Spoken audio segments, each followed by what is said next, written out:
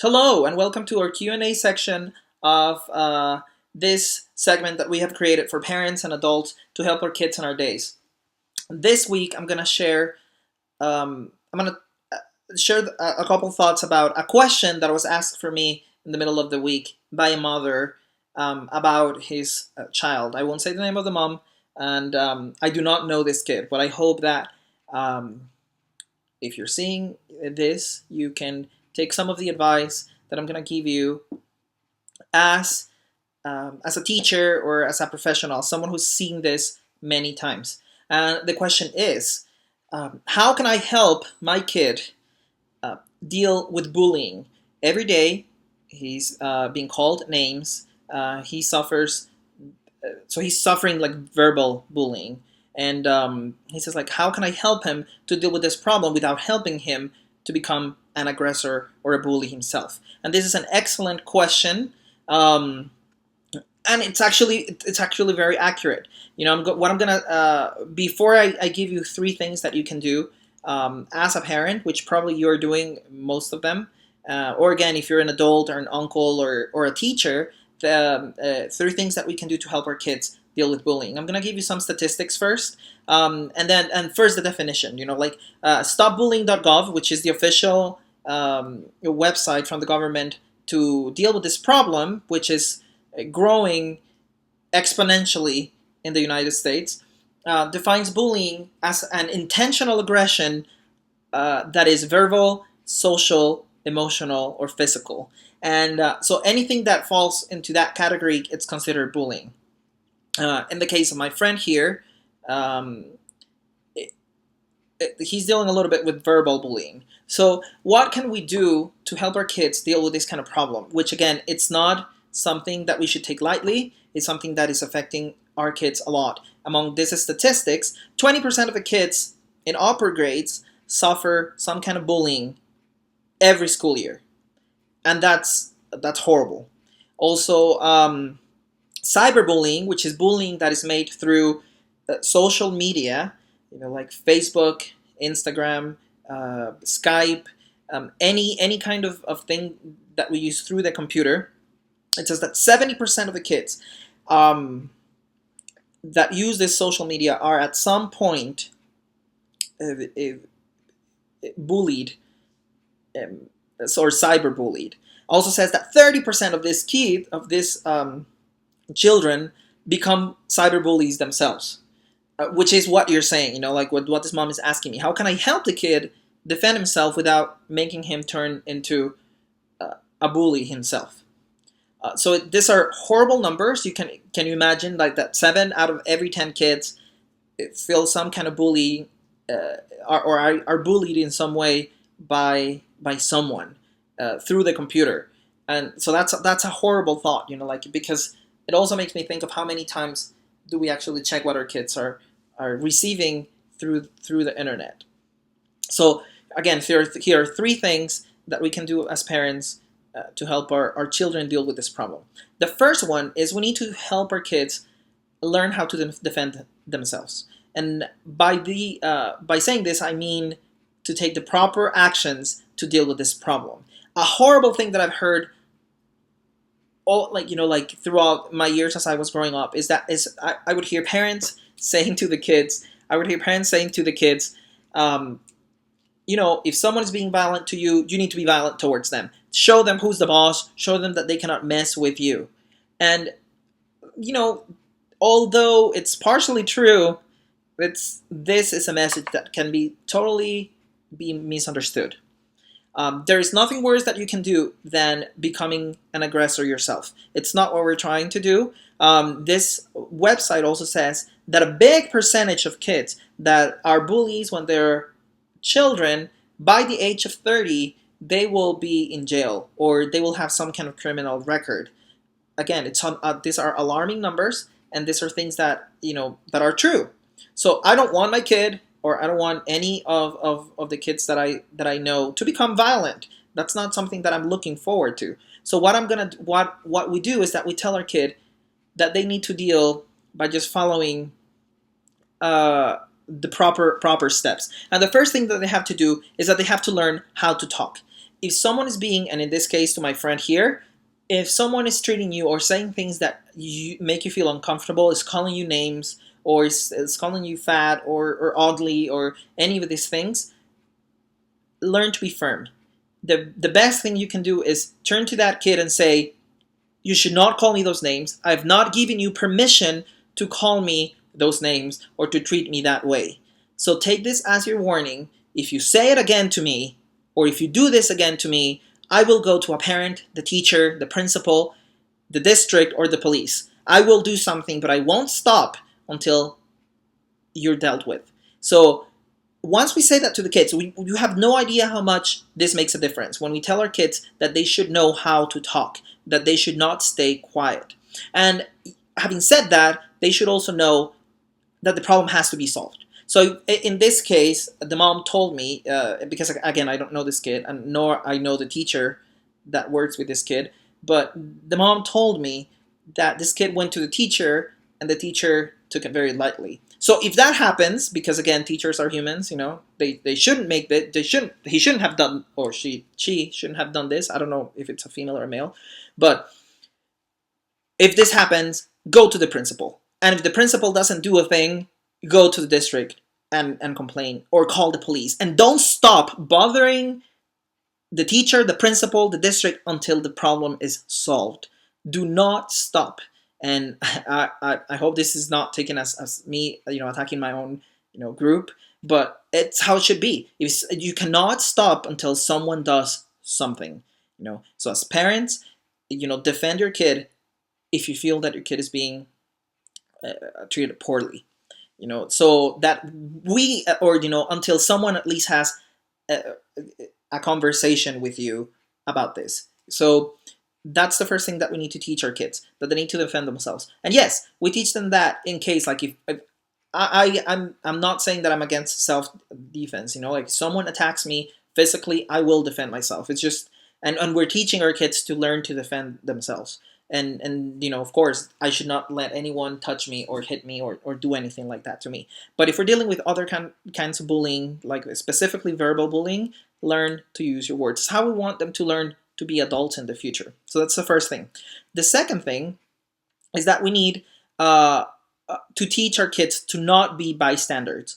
This is probably the biggest thing that we need to change. According to the statistics in this website, and I'm going to put the link with the video to this page, stopbullying.gov.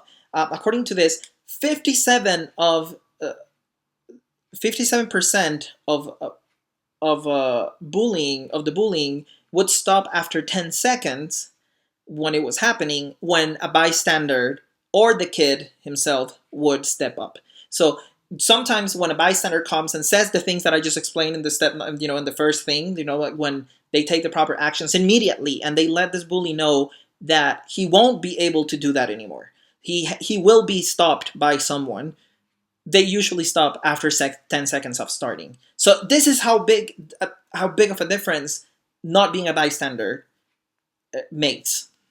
Again, sometimes we try to overprotect our kids and we tell them, like, if it has nothing to do with you, don't do anything. Again, I personally disagree with that, because if we don't do anything when it's happening to someone else, that problem will come back to us, and at some point it will be our problem. So we need to learn them to be protective of their friends, to not be bystanders when they feel that something is happening and it's being unfair. So let's help our kids be part of a society that sometimes, again, horribly, sometimes we are just bystanders of the things that are happening around us. And the third thing, and this is probably in my case the most important thing, and some people will be surprised that I'm saying this, is to teach our kids to have high self-esteem. I think that actually a little bit of arrogance is not that bad to have. What I mean by that is, in the cases of verbal cyberbullying, or verbal, when it's directly said to you, when you're name called and stuff like that, we need to tell kids that yes, we have to do something to stop it. We cannot let this person keep doing it to me or to other people, but that at the same time, words by other people are just words. This is a little People that know me know this, that I try to teach everyone around me that the only opinion that matters about yourself is your opinion. Again, it comes out uh, as a little arrogant. I guess it is in a way, but it made a difference for my life. This is something that I haven't shared that much, but when I was a kid in elementary school, I was bullied, and I was bullied because I was the nerd, and you would mix that with the religious practices that my family uh, had that at that time with, and you would mix all that, and I was just that I was just the nice nerdy kid, I would never say a bad word. I never copied or cheated on a test, and I was always well behaved. And yes, my teachers were awesome, the school was awesome in elementary school, but at the same time, that made me the target of a lot of things that were happening in school. I was always the target of so I was name called, and it was a terrible experience. And although my elementary school experience was not that bad, the only memories that I usually have about that are horrible memories of being bullied by them, by other kids, and in one instance by a teacher. May I say that teacher, a PE teacher that, again, I'm usually say what I think, but there was a PE teacher that was particularly mean in the way that he wanted me to do things, and I again I have a horrible memories of that. Um, what changed in me? And I realized, because once I enter my middle school and high school experience, things totally changed. And I think that what happened is that because of certain events, I changed the perception of myself. It got to a point where I was like, the only opinion that matters is mine. And I started seeing everyone's opinion about me, not about everything that is happening. We should, the world doesn't revolve around me, and we should tell that to our kids. But when it's about the opinion about myself as a person, the only opinion that matters was mine, and everyone else's opinion became very insignificant for me. Even to this moment in life, that's why, like, I don't care too much about what people think about me as a person, as long as I believe that I'm a good person, a decent person, and that I'm essentially good. Um, but that changed totally. Once I was sure about who I was as a person, and once I felt safe about my own personality, everyone else started liking me a little more, because they felt that security in the way that I would behave with other, and I started having tons of friends, and they respected me. It became a little different when I started saying, like, yes, I'm a nerd, and I love it. I love being a nerd, and um, I love being a straight A student, and if it's someone else in your case, it's like, yes, I love how I look. I love how I look, and that's okay. I don't care about what you think. Once they feel that, they usually stop, because remember that the purpose of a bully is to be aggressive, and if they feel that once they feel that their words do not mean that much, they probably will stop doing it. So we need to teach our kids, to have that level of self-esteem, that words won't matter that much. Again, I'm not by any means saying that we should let bullying happen. Once I do it, I need to go to the teacher or to anyone else to make it stop. They need to stop uh, doing those things. So these are the three things that we should do as parents, as an adults, to help our kids deal with bullying. Bullying is a big problem, and it's something that, again, it's probably the seed that is causing this huge violence problems that are happening all around the United States.